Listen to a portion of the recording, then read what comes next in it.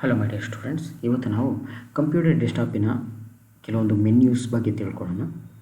ನಾವು ನಮ್ಮ ಮೌಸಿನ right ಬಟನನ್ನು click ಮಾಡಿದರೆ ಈ ರೀತಿ ಕೆಲವೊಂದು ಆಪ್ಷನ್ಸ್ ಬರುತ್ತಲ್ವ, ಇದನ್ನು ಮೆನ್ಯೂಸ್ ಅಂತ ಕರೀತಾರೆ. ಇಲ್ಲಿ ಬಂದಿದೆಯಲ್ಲ, ಇದನ್ನು ಮೆನ್ಯೂ ಅಂತ ಕರೀತಾರೆ. ಇದರಲ್ಲೆಲ್ಲ ಇದೆಯಲ್ವ, ವ್ಯೂ, ಸಾರ್ಟ್ ಬೈ, ರಿಫ್ರೆಶ್, ಇವನ್ನೆಲ್ಲ ಮೆನ್ಯೂ ಆಪ್ಷನ್ಸ್ ಅಂತ ಕರೀತಾರೆ.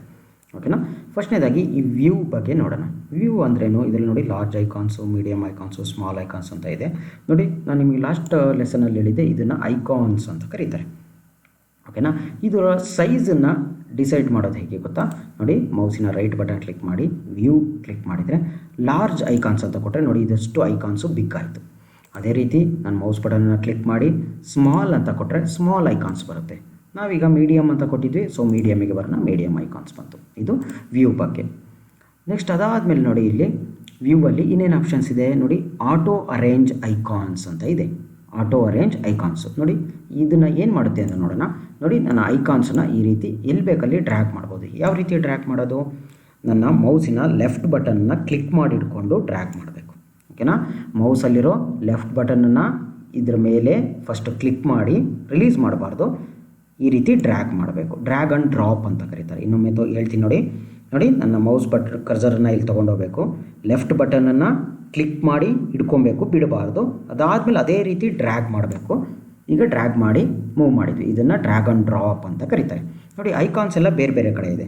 ನಾನು ಇದನ್ನು ಒಂದು ಆರ್ಡ್ರಲ್ಲಿ ಅರೇಂಜ್ ಮಾಡಬೇಕು ಅಂದರೆ ನನ್ನ ಮೌಸಿನ ರೈಟ್ ಬಟನನ್ನು ಕ್ಲಿಕ್ ಮಾಡಿ ವ್ಯೂವಲ್ಲಿ ಆಟೋ ಅರೇಂಜ್ ಐಕಾನ್ಸ್ ಅಂತ ಒಂದು ಆಪ್ಷನ್ ಇದೆ. ಇದನ್ನು ಕ್ಲಿಕ್ ಮಾಡಿಬಿಟ್ರೆ ನೋಡಿ, ಎಲ್ಲ ಐಕಾನ್ಸು ಒಂದು ವೇಯಲ್ಲಿ ಅರೇಂಜ್ ಆಗಿ ಡೆಸ್ಕ್ಟಾಪಲ್ಲಿ ಕೂತ್ಕೊಳ್ಳುತ್ತೆ. ಇದನ್ನು ಆಟೋ ಅರೇಂಜ್ ಐಕಾನ್ಸ್ ಅಂತ ಕರೀತಾರೆ. ನೋಡಿ, ಇಲ್ಲಿ ವ್ಯೂ, ನೋಡಿ ಇಲ್ಲಿ ಟಿಕ್ ಮಾರ್ಕ್ ಬಂದಿದೆ ಈಗ. ಓಕೆನಾ. ಈ ಟಿಕ್ ಮಾರ್ಕ್ ಬಂದಿದೆ ಅಂದರೆ ಇದು ಆಟೋ ಅರೇಂಜ್ ಐಕಾನ್ಸು. ಈಗ ನಾನು ಇವನು ಯಾವನು ಈ ಕಡೆ ಡ್ರ್ಯಾಗ್ ಮಾಡೋಕ್ಕಾಗಲ್ಲ. ನೋಡಿ, ಡ್ರ್ಯಾಗ್ ಮಾಡಿದರೂ ಅದೇ ಪ್ಲೇಸಿಗೆ ಹೋಗಿ ಅದು ಕೂತ್ಕೊಂಡು ಹೋಗ್ತಾ ಹೊರತು ಈ ಕಡೆ ಬರಲ್ಲ. ಸೊ ಇದೇನು ಆಟೋಮೆಟಿಕ್ಕಾಗಿ ಅರೇಂಜ್ ಆಗೋ ಹಾಗೆ ಮಾಡಿದ್ದೀವಿ. ಸೊ ಇದನ್ನು ಆಟೋ ಅರೇಂಜ್ ಐಕಾನ್ಸ್ ಅಂತ ಕರೀತಾರೆ. ಸದ್ಯಕ್ಕೆ ನೋಡಿ, ಇಲ್ಲಿ ಟಿಕ್ ಮಾರ್ಕ್ ಬಂದಿದೆಯಾ, ಇದನ್ನು ರಿಮೂವ್ ಮಾಡೋಣ. ಈಗ ನೋಡಿ, ನಾನು ಎಲ್ಲಿ ಬೇಕಲ್ಲಿಗೆ ಮೂವ್ ಮಾಡ್ಬೋದು ಇದನ್ನು. ಓಕೆ, ಡ್ರ್ಯಾಗ್ ಆ್ಯಂಡ್ ಡ್ರಾಪ್ ಮಾಡ್ಬೋದು.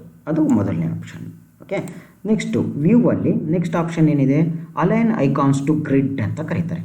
ಹೀಗಂದರೆ ಏನು ಗೊತ್ತಾ? ನೋಡಿ, ಈಗ ಇದು ಒಂದು ಐಕಾನ್ ಇದೆ, ಇದು ಒಂದು ಐಕಾನ್ ಇದೆ. ಈ ಐಕಾನನ್ನು ತಂದು ನಾನು ಈ ರೀತಿ ನೋಡಿ ಎಲ್ಲದನ್ನೂ ಹತ್ರ ತಂದಿಡ್ಬೋದು, ಆಯ್ತಲ್ವಾ? ನೋಡಿ, ಇದು ಚೆನ್ನಾಗಿ ಕಾಣಲ್ಲ. ನೋಡಿ, ಮೂರನ್ನು ಒಂದು ಗ್ರೂಪ್ ಮಾಡಿ ಹತ್ರ ಅಂಟಿಸಿಟ್ಬಿಟ್ಟಿದ್ದೀನಿ. ಈ ರೀತಿ ಆಗಬಾರ್ದು ಅಂದರೆ, ಒಂದು ಗ್ರಿಡ್ಡಲ್ಲಿ ಅರೇಂಜ್ ಆಗಬೇಕು ಅಂದರೆ ನೋಡಿ, ರೈಟ್ ಕ್ಲಿಕ್ ಮಾಡಿ view, align icons to a grid. ನೋಡಿ, ಗ್ರಿಡ್ ಅಂದರೆ ನೋಡಿ, ಈಗ ನಾನು ಇದನ್ನು ಹತ್ರ ತೊಗೊಂಡೋದ್ರೂ ಅದು ಹತ್ರ ಕಂಡ್ಕೊಳಲ್ಲ, ಕೆಳಗೆ ಬಂದು ಕೂತ್ಕೊಳ್ಳುತ್ತೆ. ನೋಡಿ, ಇದನ್ನು ಇದ್ರ ಪಕ್ಕ ತಂದು ಇಲ್ಲಿ ಬಿಡ್ತೀನಿ, ಆದರೆ ಅದ್ರ ಪಕ್ಕ ಬರಲ್ಲ, ಅದು ಕರೆಕ್ಟಾಗಿ ಹೋಗಿ ಒಂದು ಗ್ರಿಡ್ಡಿಗೆ ಕೂತ್ಕೊಳ್ಳುತ್ತೆ. ಇದನ್ನು ಅಲೈನ್ ಐಕಾನ್ಸ್ ಟು ಗ್ರಿಡ್ ಅಂತ ಕರೀತಾರೆ. ನೋಡಿ, ಈಗ ಹೇಗೇನು ನಾನು ಆಟೋ ಅರೇಂಜ್ ಅಂತ ಕೊಡ್ತೀನಿ, ಆಟೋ ಅರೇಂಜ್ ಆಗಿ ಕೂತ್ಕೊಂಡ್ಬಿಡುತ್ತೆ. ಈಗ ಆಟೋ ಅರೇಂಜನ್ನು ರಿಮೂವ್ ಮಾಡ್ತೀನಿ, ಆಯ್ತಲ್ವಾ? Align icons to a grid ಅದನ್ನು ರಿಮೂವ್ ಮಾಡ್ತೀನಿ, ನೀವು ಬೇಕಾದರೆ ಯೂಸ್ ಮಾಡ್ಬೋದು. ಓಕೆನಾ. ಲಾಸ್ಟ್ ಆಪ್ಷನ್ ಏನಿದೆ ವ್ಯೂವಲ್ಲಿ, ಶೋ ಡೆಸ್ಕ್ಟಾಪ್ ಐಕಾನ್ಸ್ ಅಂತ ಇದೆ. ನೋಡಿ, ಇದನ್ನು ಕ್ಲಿಕ್ ಮಾಡ್ತೀನಿ, ಡೆಸ್ಕ್ಟಾಪ್ ಐಕಾನ್ಸು ಕಾಣ್ತಾ ಇಲ್ಲ, ಈಗ ಹೈಡ್ ಆಗಿಬಿಡ್ತು. ಅದೇ ಡೆಸ್ಕ್ಟಾಪ್ ಐಕಾನ್ಸ್ ಕಾಣಬೇಕು ಅಂದರೆ ವ್ಯೂವಿಗೆ ಹೋಗ್ಬಿಟ್ಟು ಶೋ ಡೆಸ್ಕ್ಟಾಪ್ ಐಕಾನ್ಸ್ ಅಂತ ಕ್ಲಿಕ್ ಮಾಡಿದರೆ ಐಕಾನ್ಸು ಕಾಣುತ್ತೆ. ಯಾವ ರೀತಿ ನೋಡಿ, ಇಲ್ಲೊಂದು ಆರೋ ಮಾರ್ಕ್ ಬಂದಿದೆಯಲ್ವಾ, ಆರೋ ಮಾರ್ಕ್ ಬಂದಿದೆ ಅಂದರೆ ಈ ಆಪ್ಷನ್ನು ಸೆಲೆಕ್ಟ್ ಆಗಿದೆ ಅಂತ ಅರ್ಥ. ಓಕೆ, ಇದು ನಮ್ಮ view option. Next sort by ಅಂತ ಬರೋಣ. ನೋಡಿ, ಎರಡನೇ option sort by. Sort by ಅಂದ್ರೇನು?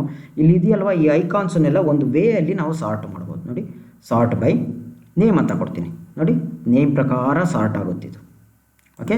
ಇನ್ನೊಂದು ಆಪ್ಷನ್ ತೊಗೊಳ್ಳೋಣ, ಸಾರ್ಟ್ ಬೈ ಸೈಜ್ ಪ್ರಕಾರ ಸಾರ್ಟ್ ಆಯಿತು ಐಟಮ್ಸ್ ಎಲ್ಲ. ಓಕೆನಾ.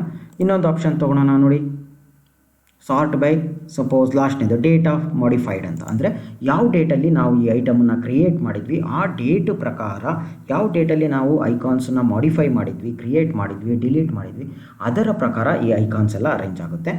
ಇದನ್ನು ಸಾರ್ಟಿಂಗ್ ಅಂತ ಕರೀತಾರೆ. ಓಕೆ, ಸಾರ್ಟ್ ಬೈ ಆಯಿತು. ಲಾಸ್ಟ್ನೇದು ಒಂದಿದೆ ನೋಡಿ, ಇಲ್ಲಿ ರಿಫ್ರೆಶ್. ಸಾರ್ಟ್ ಬೈಯಲ್ಲಿ ಇನ್ನೇನಾದ್ರು ಆಪ್ಷನ್ ಇದೆಯಾ? ಇಲ್ಲ. ನೆಕ್ಸ್ಟ್ ನೋಡಿ, ರಿಫ್ರೆಶ್ ಏನು ಮಾಡುತ್ತೆ ಅಂದರೆ, ನಿಮ್ಮ ಮೊಬೈಲಲ್ಲೂ ಆ್ಯಂಡ್ರಾಯ್ಡ್ ಮೊಬೈಲ್ಸು ಅಥವಾ ಯಾವುದೇ ಮೊಬೈಲ್ ಯೂಸ್ ಮಾಡಿದರೂ ಅಲ್ಲೂ ರಿಫ್ರೆಶ್ ಅಂತ ಇರುತ್ತೆ. ನೀವು ಗೂಗಲ್ ಬ್ರೌಸರು ಅಥವಾ ಫೈರ್ಫಾಕ್ಸ್ ಯಾವುದೇ ಬ್ರೌಸರನ್ನು ತೊಗೊಂಡ್ರೆ ರಿಫ್ರೆಶ್ ಮಾಡ್ತಾ ಇರ್ತೀರ. ಏನಕ್ಕೆ ರಿಫ್ರೆಶ್ ಮಾಡ್ತಾ ಇರ್ತೀರಾ?